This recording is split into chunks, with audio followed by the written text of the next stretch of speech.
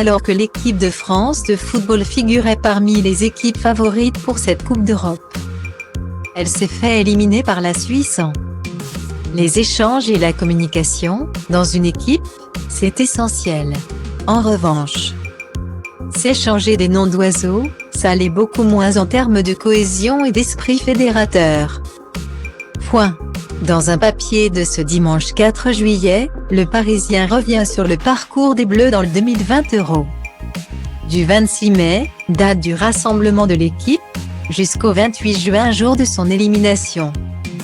Le groupe de Didier Deschamps a vécu en vase clos durant un mois.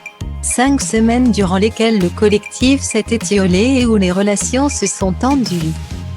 Nous apprend le quotidien. Il faut dire que le contexte pandémique a énormément joué sur le moral et le mental des joueurs, contraints de ne pas approcher leur famille durant la compétition. De plus, à Budapest comme à Bucarest, où ils ont disputé leur match, les joueurs étaient logés dans des hôtels en centre-ville, sans espace extérieur. Le point d'orgue de cette tension a été le match contre la Suisse le 28 juin dernier. Dans les tribunes, les familles des joueurs ne se sont pas supportées, agacées par la tournure des événements.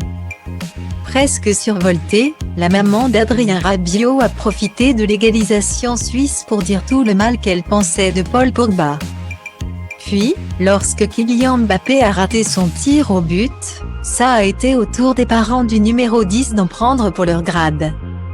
Une séquence hallucinante, captée et diffusée par TF1 dès le mardi 29 juin, durant laquelle Véronique Rabiot aurait demandé à Wilfried Mbappé, père de recadrer son fils, jugé trop arrogant. Mais cette tension palpable se s'est pas fait ressentir que dans les tribunes. Sur le terrain, les joueurs se sont également emportés les uns contre les autres.